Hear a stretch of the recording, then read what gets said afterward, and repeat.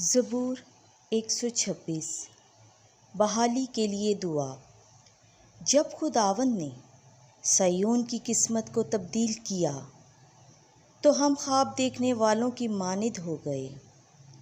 तब हमारा मुंह हंसी से और हमारी ज़ुबान खुश इल्हानी से भर गई। तब गैर कौमों में ये कहा गया कि खुदावंद ने उनके लिए अजीम काम किए हैं। खुदावंद ने हमारे लिए अजीम काम किए हैं, हम शादमान हो गए हैं। ए खुदावंद, नजबा की नदियों की मानिद हमारी किस्मत को तब्दील कर। जो आंसू बहा बहा कर बोते हैं वो गीत गा गा कर काटेंगे। अगर चाह वो बीज बोने के लिए बीज उठाकर रोते जाते हैं, लेकिन वो पोले उठाकर गीत गाते हुए लौटते हैं। आमीन।